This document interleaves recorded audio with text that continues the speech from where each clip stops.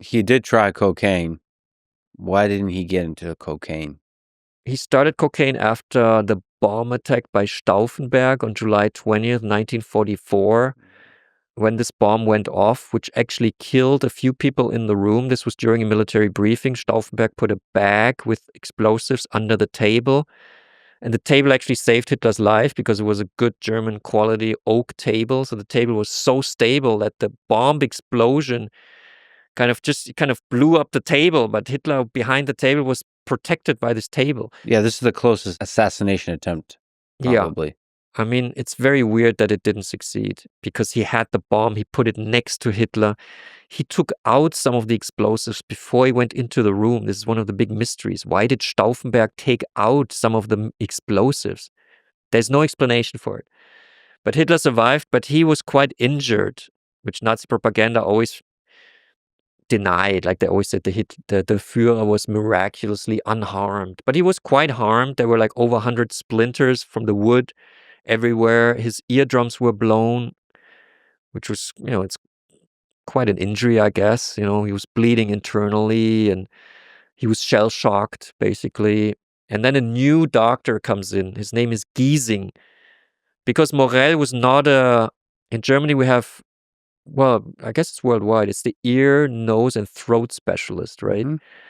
So an ear, nose, and throat specialist from the German army called Dr. Giesing, he was ordered to come into headquarters after the bomb attack to treat Hitler's blown ear drums.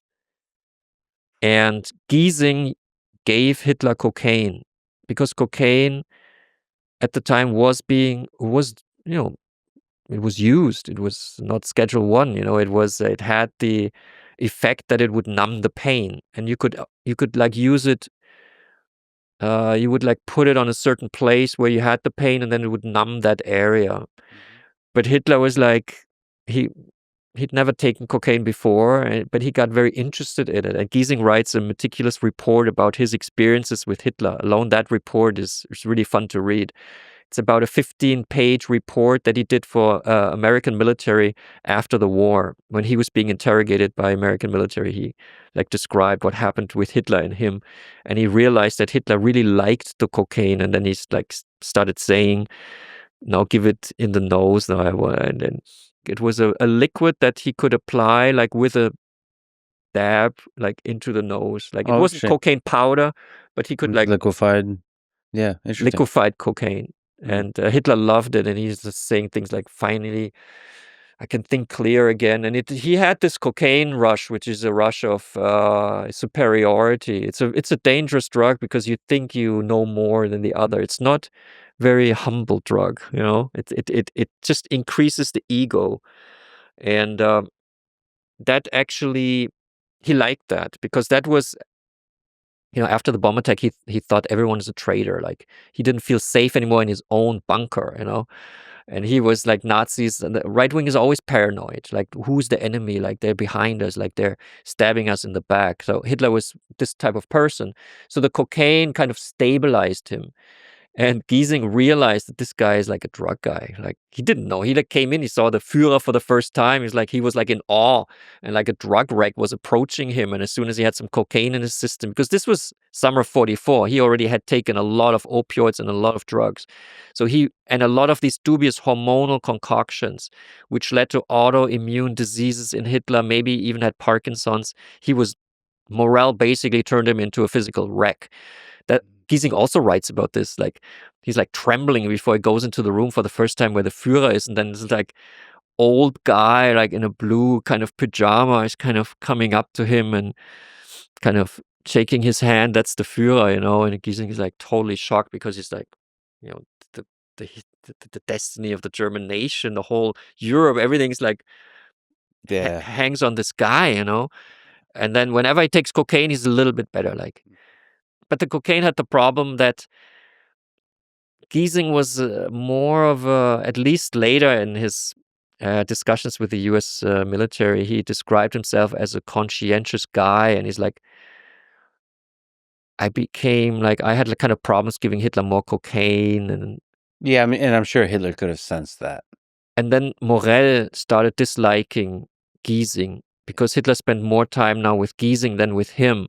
And there was what I call the doctor's war ensued. Because Giesing then tried to get rid of Morel, because Giesing could suddenly see that Hitler was receiving a lot of drugs. And he was taking cocaine with Giesing.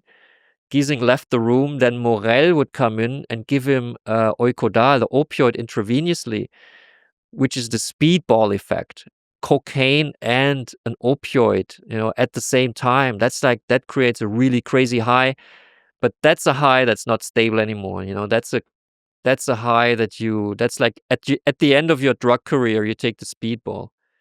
So speedball is a combination of a stimulant Right. and a depressant. Cocaine Opioids and heroin. are depressants. Yeah, so combining cocaine and heroin, huh? Wow. I've never had a speedball, but I think it's like the most hardcore drug experience you can have, and Hitler had this in the summer of 1944 for quite some time. And then the doctors really fought for influence over Hitler, and Giesing teamed up with Himmler, head of the SS, and basically said to Himmler, this Morel guy, and Himmler was already suspicious of Morel, obviously, because Morel's spending so much time with Hitler. There's no control. Like, Himmler was a control freak. What is he actually giving to the Führer? The Führer doesn't look good anymore. Mm-hmm. So Giesing was trying to get Morel out. Maybe because he wanted Hitler to have a better health. Maybe he wanted to have the job himself. He certainly tried to get rid of Morel. And it came to like a high noon situation, like the duel between the two doctors. It's, by the way, why I think it's completely insane that Hollywood hasn't bought the rights yet. Alone this doctor's war. You mean for the entire Blitz story? Yeah, of course. Yeah. That's really, some of the greatest movies. Like Fear and Loathing in Las Vegas. You can do a drug movie on the Nazis. One of my favorite movies, probably Downfall, which is Hitler in the bunker, which does Downfall have a drug? No, component? they missed the drug angle. Because my book hadn't been out yet, they didn't know about it. That's why That'd be a different story. They can't really explain why Hitler became a physical wreck. There's no explanation for it except the drugs, the opioid addiction. You could explain it. It is a part of it that it's an extremely stressful position he's in. Yeah, but you don't become a physical wreck. The physical wreck aspect, yeah. And there were 2 bedrooms in the bunker in Berlin. 2 bedrooms. One, of course, for Hitler, the other one for Morel. No one else was sleeping in the bunker. I mean, you can see the importance of, especially those last months, of Morel in the bunker. And they didn't get that when they made the movie The Downfall. But it's still an interesting movie, but I can't take it seriously because they didn't see this. The drug component is missing. Again, I don't think it has to be the main thing, but it has to be a part of it. A serious movie on Blitzed would be really nice. It's not easy to do. No. There's something about drugs, if you do a movie on drugs that involve drugs, that it makes it, you can go too far into like Tarantino territory, right, where it's more like, which is also incredible and awesome, but it's a different thing. Well, he invents history and he's like very open about it. Yeah. Like, this is not what actually happened. I think a Blitzed movie would have to stick to the facts. Yeah.